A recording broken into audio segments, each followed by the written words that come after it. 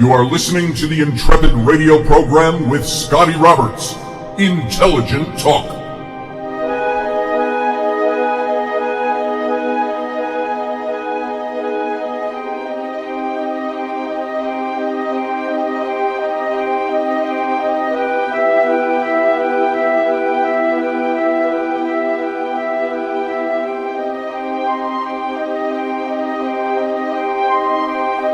Happy Thursday evening, ladies and gentlemen. Welcome to my show, the Intrepid radio program. I'm Scotty Roberts, your host, right here on the Odyssey Radio Network.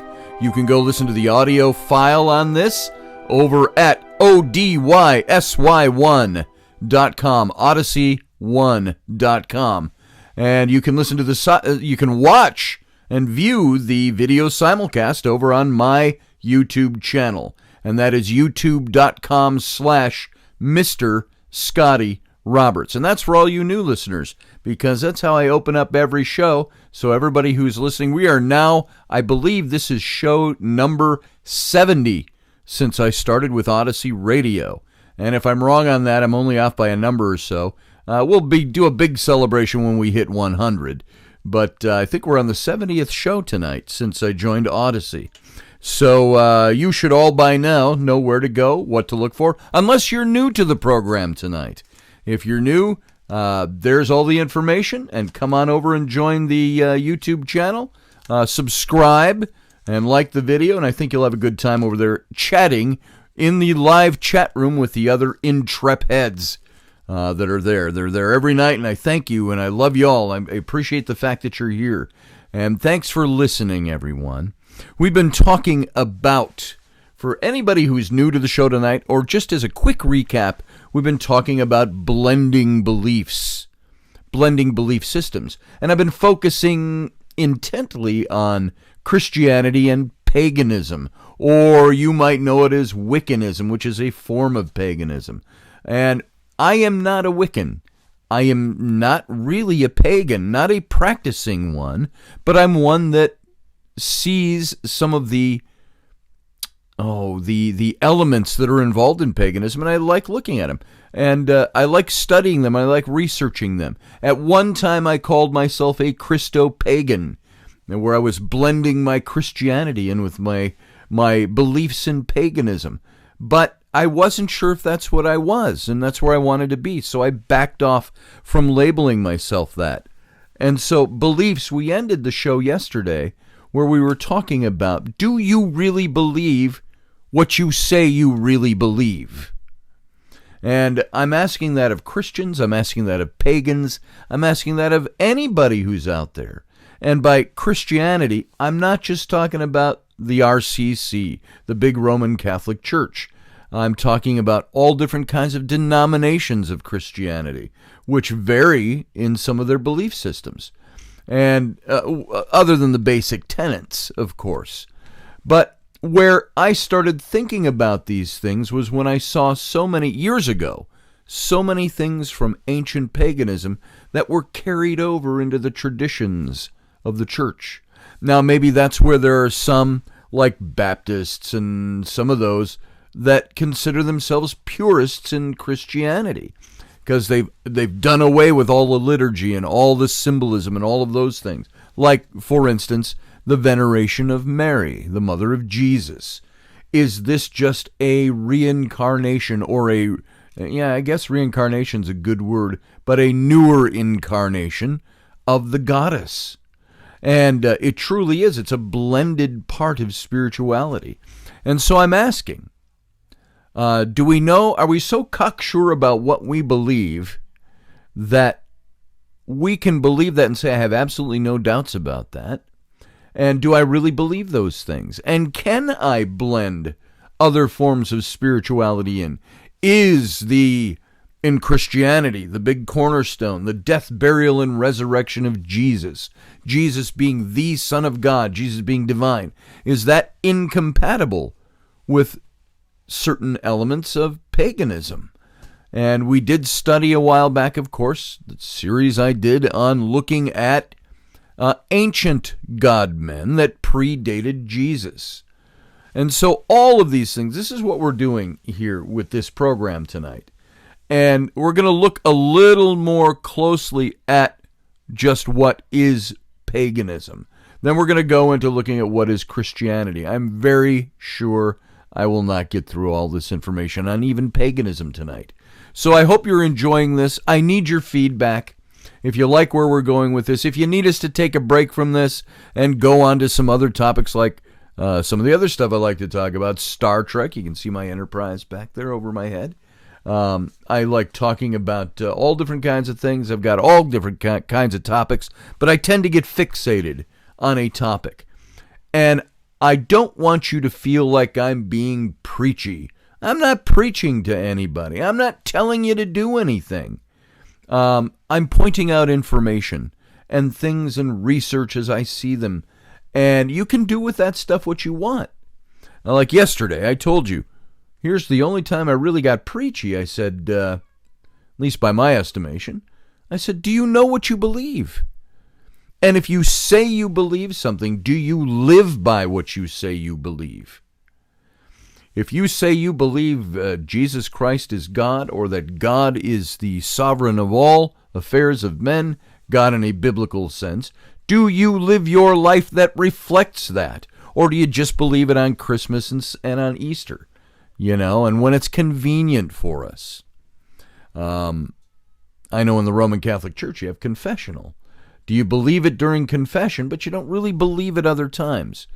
Is it something, should your belief system, the things that you believe internally, I'm not talking about religion, I'm not talking about church, I'm not talking about congregations and organized religion of any kind. I'm saying in your heart, the things you have chosen to believe, they will reflect in how you live and how you act. Do you really believe what you say you really believe? That's what we talked about yesterday. So we're going to continue on with that today. I have all other kinds of anecdotes and humorous things and all kinds of things I wanted to bring up to introduce today's show, but I'll chew up the whole first hour if I do that. I wanted to talk about hair loss, which is not a topic, but every time I look in the mirror I say, wow, where'd all my hair go? So it bothers me. It's not a big deal, but I've done the Photoshop things. I did that to kind of pull a prank on my wife last year. I was out working for several months in Wyoming and then in Utah, and I sent a picture home where I had Photoshopped my head bald. And I sent it back and I said, there, I'm done with my thinning hair. I have shaved my head. And she said, you don't come home until you grow your hair back. And so, you know, my hair it's like a Michelangelo sculpture. It's only compositionally perfect from one angle. So I can look at myself in the mirror and I go, hey, that looks pretty good. And then I'm here on the radio and I do the video simulcast and I'll bow my head down looking at notes or something that I've got. And when I see that play back, I go, whoa, there's not much left up there, is there? So I was going to talk about that and talk about aging, talking about, I'm certainly not elderly by a long way of thinking, but I've got my 59th birthday coming up in about 10 days. And so I'll be 59, which is actually sliding into 60. So here I am. I was a kid. I had all kinds of dreams and aspirations and things that I wanted to do and be. And of course, as you know, if you're anywhere over 25 years old, things start to change as you get older. Your plans change. Life changes. Jobs change. Money changes. All of that. And so life goes on. So I wanted to, by talking about hair loss as an introduction, as an icebreaker, kind of a funny way to make fun of myself, is to go in and say, hey, we're all losing hair, whether it's physical or metaphoric. Life changes. Life goes on. And of course, one of the elements of that is my faith, my personal beliefs. Have your personal beliefs started losing hair? Can you see the bald spots in your personal belief system? Or can you shave your metaphoric head of belief and say, yeah, it looks just as good without the hair? So, here's the question, and that's a weird way to segue into this, but it's a word picture. And I did want to talk about aging. We'll probably bring that up one of these days. Again, aging gracefully or ungracefully, or dealing with that. And it all ties into personal belief systems. I think the closer we get to the end of life, which, of course, as we all know, I could walk outside today and get hit by a bus. Boom, gone. That could be the end of my life later today. However, what I'm talking about with this, I got to think about this for a second, how I want to state this. Let's say we all live a natural lifespan, scientifically speaking. We live between, I don't know, anywhere from our late 70s to the early 100s.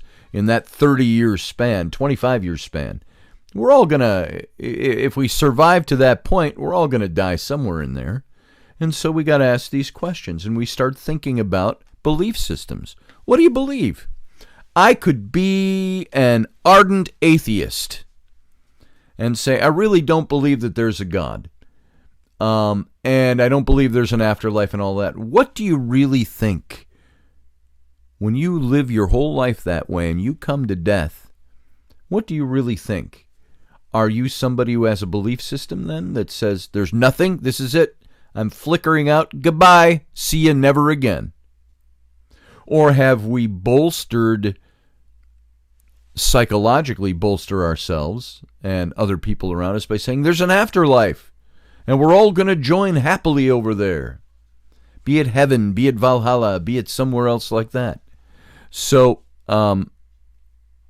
you start to question, what do I really believe?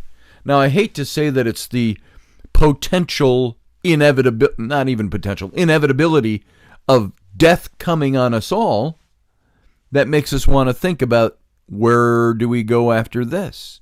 Is death a doorway to another life? Is there reincarnation? Will everything I am be lost and gone? Will it be remanifested in a different life, in some other plane, in some other dimension, in a heaven, in a somewhere else? Or will it be something that goes on in the next incarnation of me? What is that existence beyond that plane? Is it a heaven or a hell? Is it eternal damnation or eternal joy?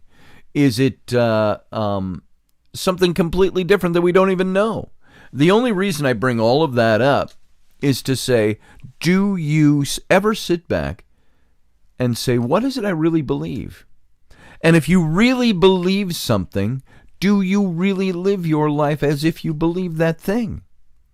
And so that's kind of where we left off yesterday. There is an exercise I wanted to talk about maybe, writing these things down for yourself and so on, but I'm not going to really ask you to journal things or anything like that. That's I don't know. That's up to you. But I want to ask you a few things and have you consider these. And first I'm going to ask you, do you meditate? I'm really bad at that. You know why? I get too analytical in my mind. I try to sit down and meditate, and I'm like, man, I don't even know if I can do this. I think about too much, or I fall asleep. So meditation. You meditate on things. So there's a question. Some of you do, I know. Some of you don't. I think that's an essential thing that we should all incorporate, is taking time for self, taking time to get introspective, taking time to clear ourselves. I don't do it very well. So sometimes when I don't do things well and they bother me because I can't do them well, I tend to walk away from them. So I've walked away from them many times over the years. But think about that. Ask yourself some questions. And I want you to really consider this. Is there a God, a goddess, or another divine being? Or another divine principle? I hate to say God is this nebulous thing out there that has no personality and no... Is that what God is? Is God the universe? Good questions. Ask yourself that. Who's my God? What do I think about God? What's the current nature of your relationship with your concept of who God is, or your concept of the divine? Do you have a relationship with that? If it's a nebulous thing like the universe, can you have a relationship with something that cannot give you a relationship back? But what is so I ask that it's more a belief system, an internal belief thing, the way you interact with that. How do you interact with what you call the divine? What types of relationships are generally permitted with your concept of who God or the divine really is? And what types aren't? What does your concept of the divine expect of you? And what do you expect of it? Do you have expectations laid at your feet or placed upon you? Is the expectations of your divinity something that hangs like a sword over your head if you don't do this, or if you do that? Is your concept that you are one with it, that you are the same? Is your concept that we are all divine? What's your concept with that? What are the expectations of you on your divinity and your divinity on you? Let me restate that. What are your concepts of who you think is the divinity? What's that interactive expectation? What is and is not the spiritual nature of the physical world?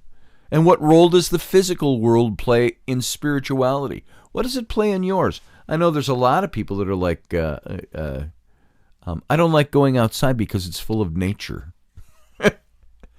I know we're a society that we live indoors, we work indoors for the most part. Some of you might have great jobs. Some of you might be foresters and rangers and things like that, or have outdoor jobs. Some of you might be like me. I have a fairly sedentary indoor life. I illustrate, I write, I do radio, those kinds of things. I like to get outside when I can. But would you be comfortable going and sitting in the grass? Laying down in the grass, thinking about your spirituality? What's your role with the physical world? What's the nature of your relationship with the physical world, and what's it supposed to be? Is the physical world something that you can communicate with? Can you participate with it? Do you try to control it? And if so, how? Does it relate back to you? And if so, how? How does the physical world relate back to you?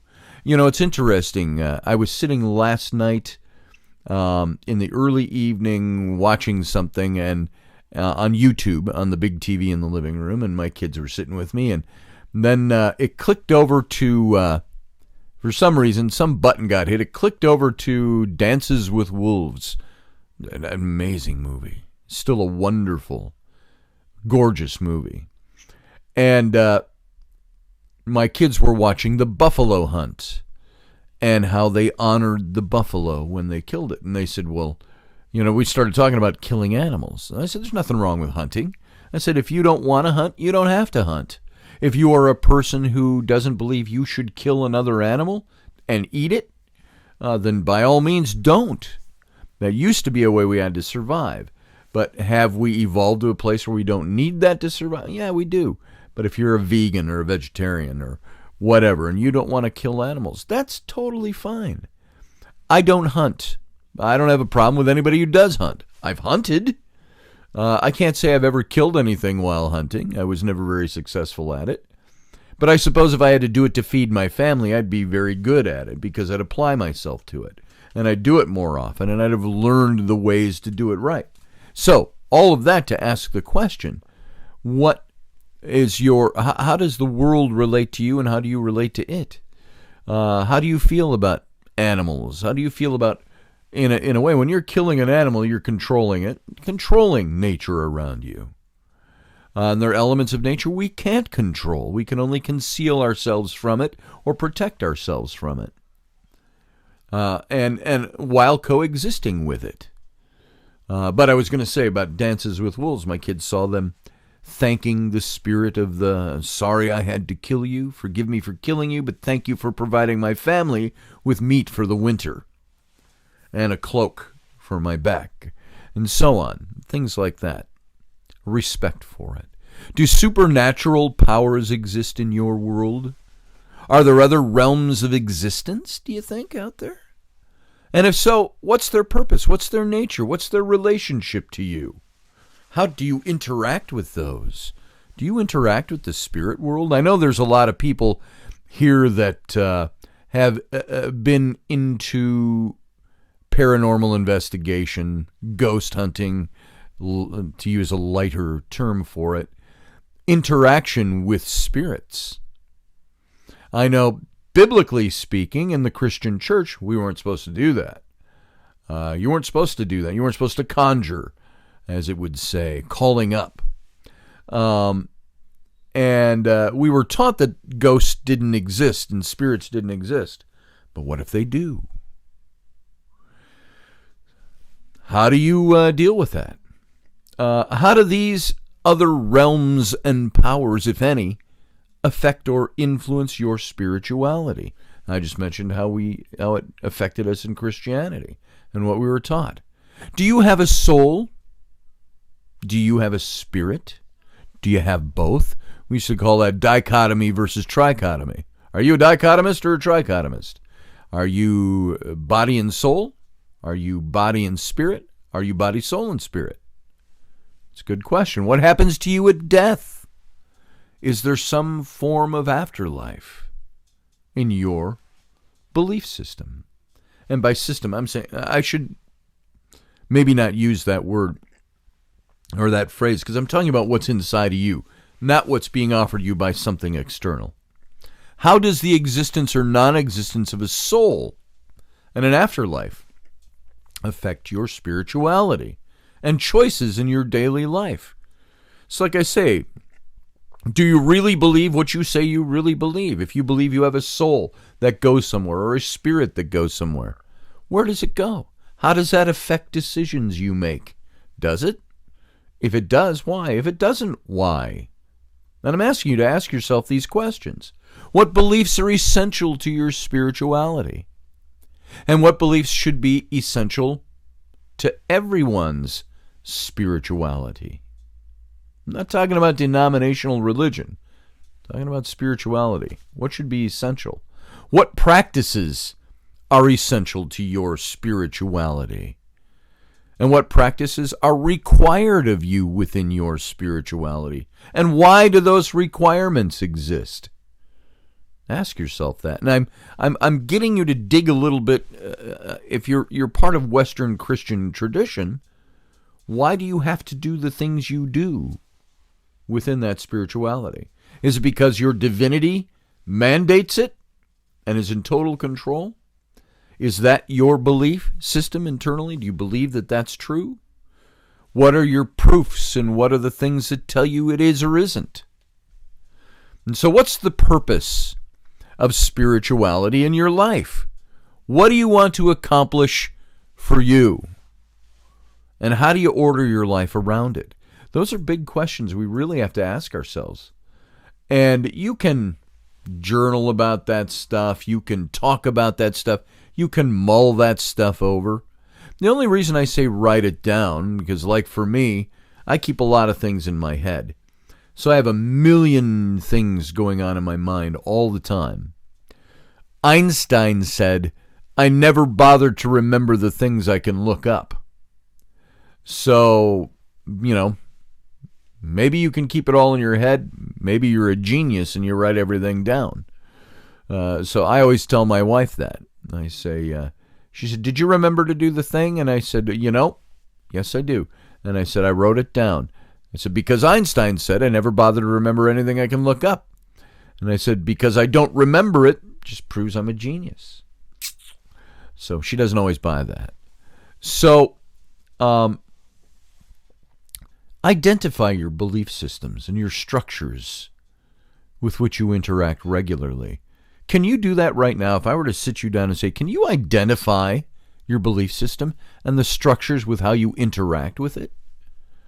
These might include home, work, school, church, sports, hobby, social, hunting, political, environmental groups, as well as corporations and government. How are these systems similar and how do they differ? how do you identify between 2 and 6 values it holds or promotes, and by which you feel it operates? All of these things. What are the values? What are the numbers of values? How do you move between these different systems throughout the day and keep your balance?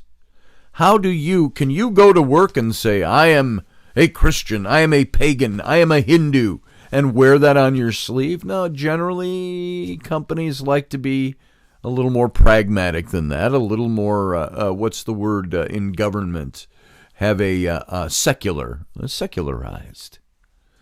Can you live your faith without wearing it on the sleeve? Can you live your belief system? What you believe internally? And how do you move between those? How do you go from this is my belief system and this isn't? Perhaps it shows up when you might be asked to do something unethical. I've had that happen. Let's say you get, not just for effect, but I've had situations in the workplace where I've had women that work for me or worked in my department come in, close the door, and sit on my desk and said, "Take me now for the love of Christ."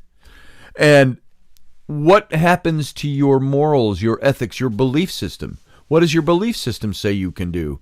Yeah, I can shag you right here on my desk while everybody out there is working. Just lock the door.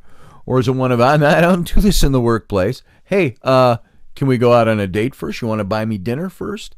All of those things start to kick in. What's your belief system tell you? This is something I should or should not do.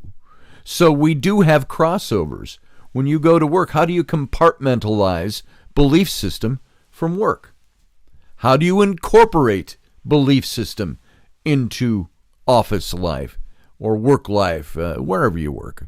Now, I happen to work at home, so when my personal assistant, my wife, comes in and says, "Take me now for the love of Christ," and sits on my desk in front of me, I shut the door and turn off the light, and it works in my company. That's an okay rule in my company.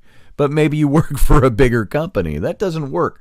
I'm only using that as an off-the-wall example, an absurd example to talk about something that we need to talk about. So, by the way, on that note, I hate to say it, I'm at the end and probably a little over on the first segment. So sit tight for 2 minutes. We'll be right back.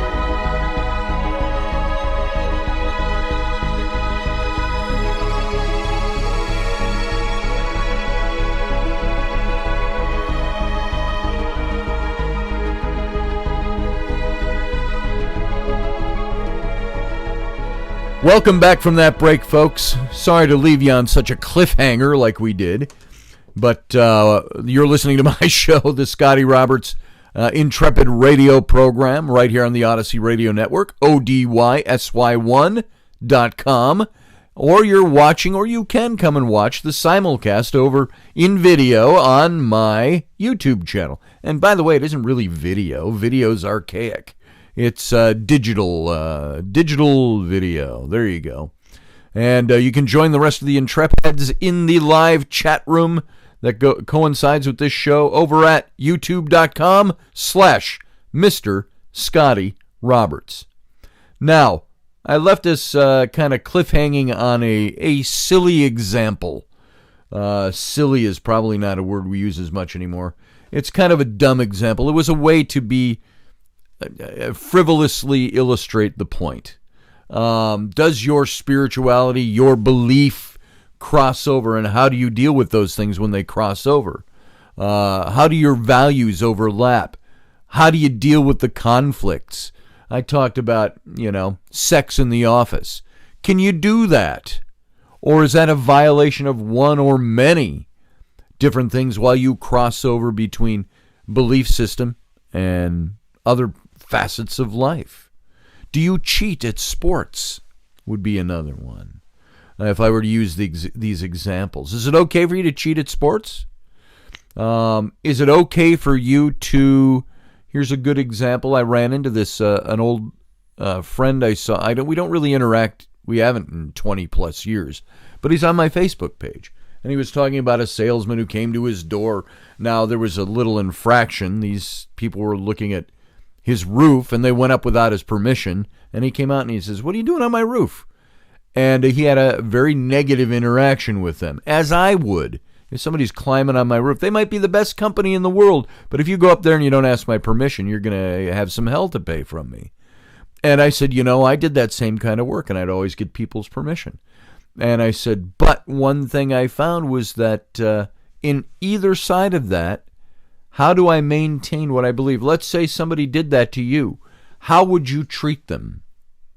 If you knew, okay, these people, they aren't doing anything, they aren't trying to steal from me or anything, but they're acting unethically. Does that allow then you to act unethically? Or are there certain ways you can act? You can state your wrath and your anger, but how far do you take that? How far is ethical for you? Does your belief in your heart that you hold govern the way you act in situations? That's what I'm talking about. When I brought up the stupid example at the end of the first segment, and I bring up other examples now.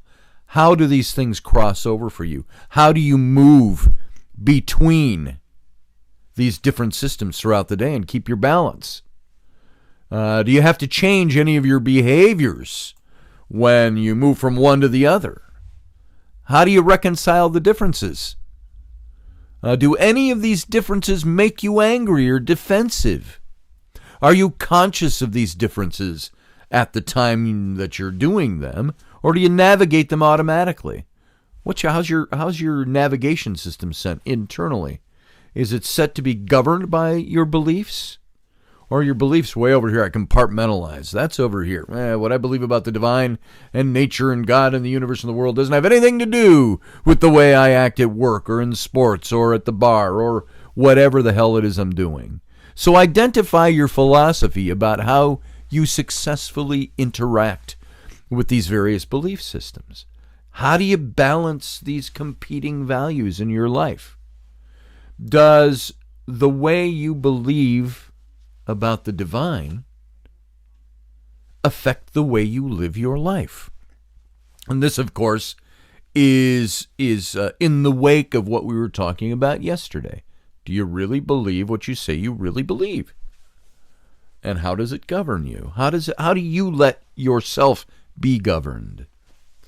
So let's look at some traditional values that we hold to, the rise of blending them with other things.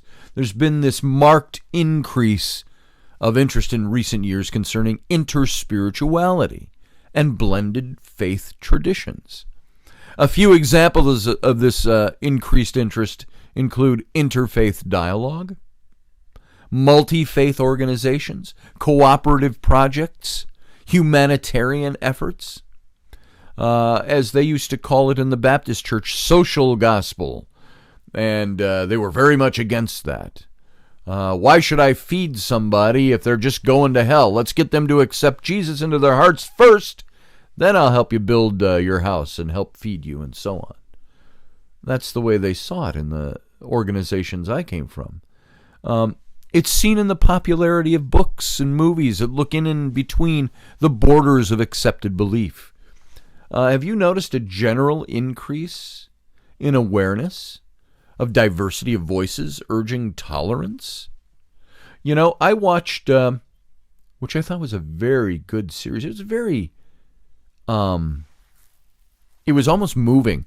But Morgan Freeman was doing a series, I think it was called God, or it was on different faiths and so on. He was dealing with these topics, and I really liked the way he approached that. Some of his own belief system came out in that show as he was interacting with people. I suggest looking that up. I only saw 2 or 3 first episodes of that, but I thought it was pretty well done. Now, if you see this diversity, this urging of tolerance between faiths, this might be partially due to the fact that it's impossible to avoid coming face to face with different cultures and different belief systems, especially anymore. The world is getting smaller. The radio, television, the internet, these all bring the world into our home, and we receive these large doses of intercultural and interspiritual information every day. And the mythic literal worldview, which holds that its mythic perspective is the one and only and all others must be destroyed, is now seen by many as toxic and unsustainable, though it was the cultural norm for centuries until recent past. And this is a major shift in worldview that's just only getting started. And that begs the question then, if you see that there is a need to move away from the mythic literal and this mythic perspective because you find it toxic and you find it unsustainable, is that because we have moved away from center? Or because center has not really existed the way we thought it did? I remember there was an Old Testament verse, and we used to use this a lot in theology in the Christian church, was where God said in the Old Testament, "I am the plumb line, and you must measure to me." You know what a plumb line is? It's a string with a weight at the end. That by the way, when I was a kid, a teenager, I had a man that was my mentor, because I didn't have a dad in the home, and this guy was my mentor and a good friend, dear friend. He was a stonemason and a fireplace builder, bricklayer, all of those things. And we would use a plumb line sometimes, and that's as you're building the brick wall, you're using the plumb line to make sure you're not wavering in and out, and you're following the gravity's plumb line. And so God would say, "I am the plumb line, I am the measure, and if you are off the mark, off of that plumb line, it's not me who has moved, it is you. And you need to bring yourself back in plumb with God." And so do you have a system that believes that? Is this that mythic literal?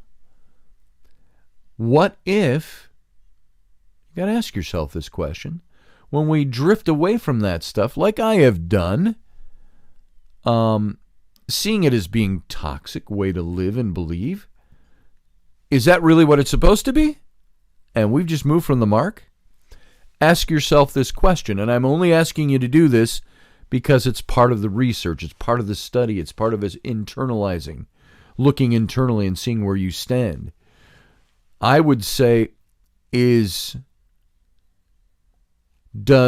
the divine, is he a sovereign over you, over the whole universe? And what he says, I'm already lapsing back into Christian ways to say things because it's easier. But does that divinity hold such a sway that no matter what he or she says, that's what is? There is no varying. There is no going to the left or the right. There is only the center of who that divinity is. Christianity, that's what we had. In the form of Christianity, I was. And that's why I ended up calling it Iron Bars Christianity. There was a legalism that was in place that said, if you don't do these things, you're not where God wants you. Your heart is wrong. You are backslidden or you are not saved. And I mock that a little bit because that's what I came out of. So this is a major shift in the worldview. Ask yourself, why do you believe what you really believe? So while political and economic necessity in a global environment may be driving some of this shift in world paradigm, it's raising issues for everybody. If you assume for one moment that global survival, I'm not talking weird leftist politics and things. Sorry if you're leftist. I'm not talking about a certain form of political view. But I'm saying if you think the global survival as a race, as humanity, depends on societies being able to live peaceably together, and that such peaceable living might begin with some degree of tolerance and appreciation of differences in beliefs and cultures, might this also apply to you on a personal faith, a personal belief level? I remember, whether you like him or not, I remember seeing Donald Trump during the campaign say something like, wouldn't you rather see us be friends with Russia? They've been our enemies. Couldn't we get so much more accomplished if we worked together? That was his big question. But of course you need two sides wanting the same thing without subterfuge and so on. So that's the question I ask, whether you agree with the sitting president or not. That principle, do you think that living peaceably together might have having some degree of tolerance might be something that makes the world work better? And so does that work for you in your belief system, the core of you that affects the way you interact with all the externals? That is, to live peaceably, are you obliged, obligated to come to a tolerance and an appreciation of different beliefs and cultures? Now, of course, you might be part of a faith that says living peaceably with others doesn't matter. You might look at Judeo-Christianity, where many times God asked them to wipe out everybody who didn't believe. You might look at radical Islam, wipe out those who are infidels. You might look at all these other things about these faiths and say, well, it doesn't work that way out there, does it? No, it doesn't. If you can't do so individually, how is society going to do it collectively? If religions cannot sustainably crusade, conquer, or blow each other up anymore, are you obligated to stop crusading? Stop conquering, stop blowing up? In your mind, anyway. In a metaphoric sense. If you can't stop blowing them up in your mind, will the blowing up ever stop in the world? When these issues are approached sincerely, a whole world of possibilities and ways of relating opens up. The energy once used to maintain an embattled mindset is now free to do other things. I'm going to take a big example of the impeachment hearings going on today. People are complaining that legislation isn't happening. Congress isn't getting anything done of a positive nature for the country because one part of Congress is thoroughly immersed in impeaching a president they don't like,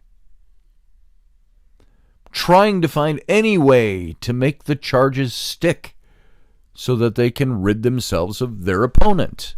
That is a political mindset. Do you think our Congress could accomplish a lot more for our people, for medical, for veterans, for education, for all the things that are on the table now? Do you think we could accomplish much more if we weren't stuck in embattlement in Congress? There's one philosophy that says gridlock is good. I'm not saying everybody has to be of the same mind and there can be no political opinion.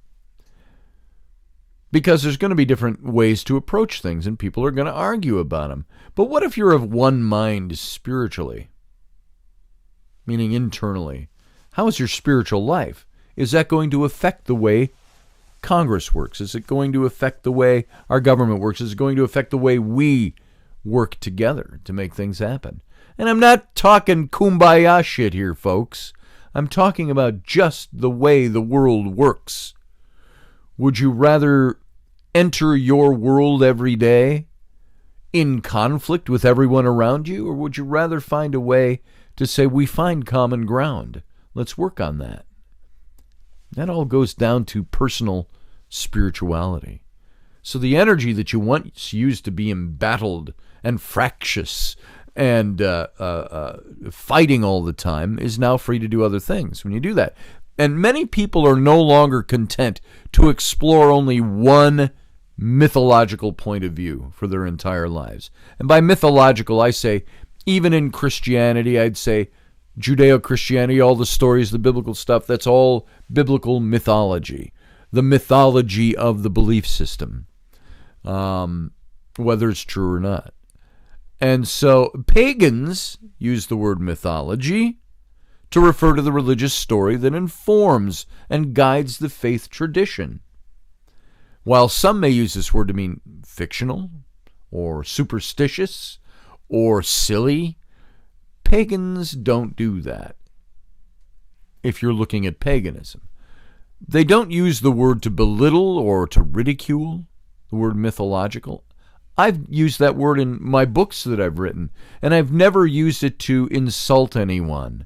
As a matter of fact, I have come out and I've said outright that I'm not trying to insult your spirituality.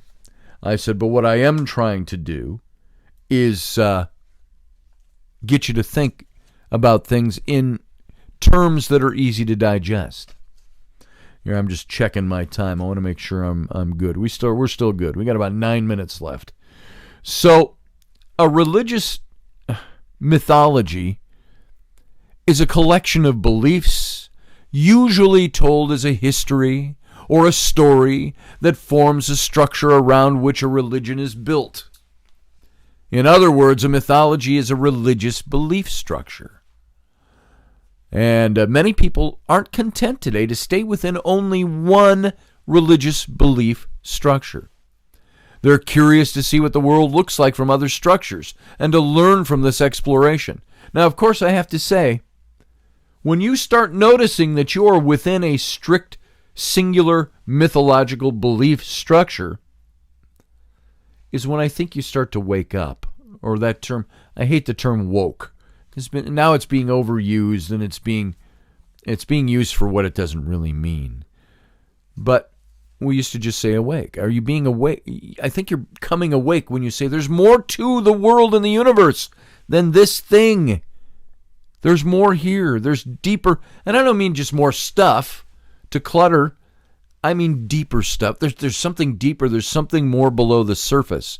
I am a surface believer in what I say I believe, because there's so much more. And you have to ask yourself, what's below? That's kind of a waking up point. Are you curious to see what the world looks like from other structures, from other religious mythologies, if you will, or faith mythologies? Are you ready to explore? Why would we want to do this? Are you just a spiritual tourist? You don't really know what you believe. You just follow the mythology. You follow the pamphlet. Oh, there's the thing over there to look at. Oh, there's the hot spring. Oh, and there's the White Mountain Peak. Let's go see these touristy things. Is your life of faith, your inner belief system, one of spiritual tourism? And I think for a lot of people this is the case, but for some, there's a sincere desire to deepen themselves. I have a desire to deepen myself. I don't want to be a superficial person. I want to be a deep person that's easy to get along with and is a good partier at the same time. We want to deepen ourselves. We want to increase our capacity to see and to hold more of spirit. And this is not always a comfortable experience. Sometimes it can be downright upsetting, and it can bring into total chaos all of our preconceived assumptions. But even so, it's part of the spiritual growth for many people. So I want to continue to explore these structures of both paganism and Christianity in particular. And I don't want this to be a year-long series, but I want us to dig a little deeper. And I've really focused on these two particular ways of believing things. We have to examine different mainstream scholarly views on how the New Testament came to be compiled, and then move on to less mainstream, non-historical perspectives of Christianity and ancient pagan mystery religions, which we talked about in previous weeks. We have to look at monotheism and the creation of the Old Testament from a variety of different viewpoints. What's out there is the big question. What's out there in paganism? What's out there in Christianity? Can they be blended? And this is what the whole thrust of what I started talking about a few days ago is all about. Can we put these things together? So let's start in the last few minutes of what we have today. What have I got? I got about 4 or 5 minutes left. Let's just hit this as an introduction. Let's look at an overview of paganism. And we'll probably go over this again tomorrow.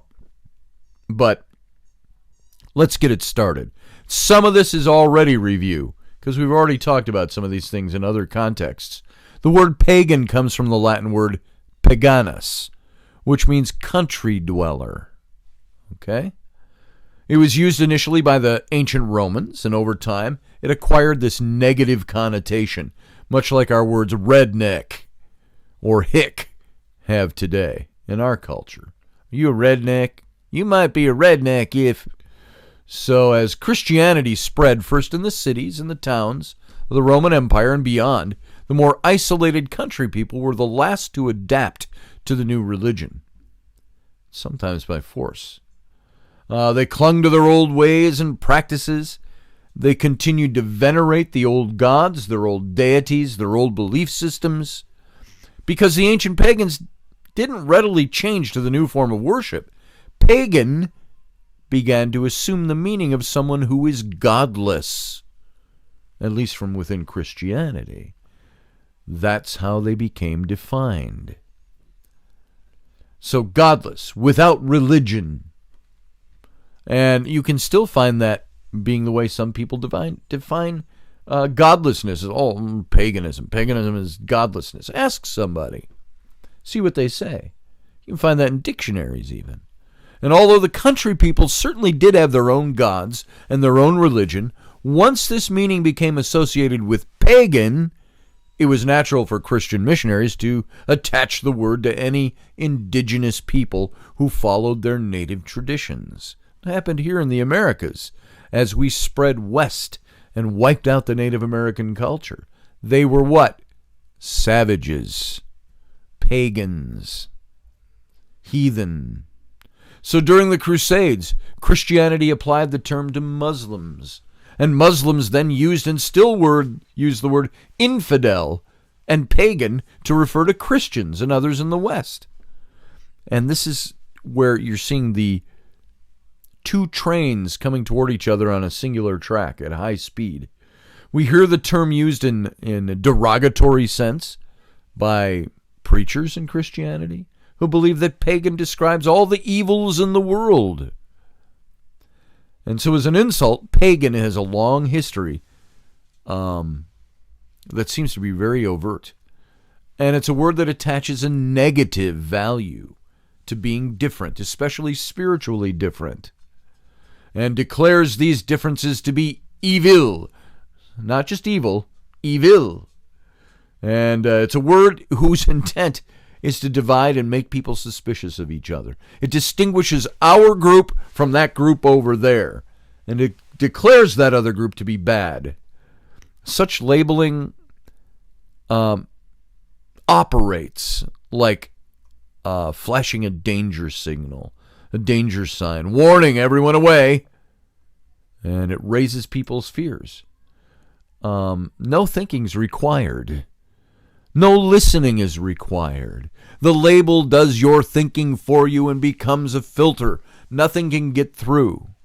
And so a true understanding and appreciation of others underneath the label of paganism is brought to an absolute halt. So we've got about a minute left here. So I want to wrap this up. Modern paganism, I know, has adapted to the term and the labeling with an awareness of its bad history. They know that pagans are whoever is feared and reviled at the moment, and the religious minority, the spiritually oppressed, the stubborn, the misunderstood, the outsider, the foreigner, the technologically primitive, the indigenous. And so when the religious battle lines are drawn between us and them, whoever the pagans are at the moment will be them. And they're the ones whose voices might be extinguished, whose history sometimes is rewritten, but usually forgotten. Whose wisdom is vilified? Whose writings and oral traditions are eradicated? Pagans accept this tarnished word, and they apply it to themselves, in the belief that differences can be honored, and that there's room for many views and perspectives, that a division into us and them is no longer healthy or suitable, or even sustainable in today's world. Paganism affirms that people can listen to each other and appreciate differences. Fear does not have to win the day. So there you go. I'm not being an apologist for paganism, but I am talking about this. I'm examining this, the differences. So we got to end here tonight. So think about the things we talked about tonight. Think about personal appropriation, what your mythologies tell you to do, what your belief system tells you to do. Are you open? Can being open spiritually also be open to making a better world? And is that the goal we should strive for? Or is everybody else damned and we're right? Folks, I got to go out for 23 hours. I'll be back, so sit tight.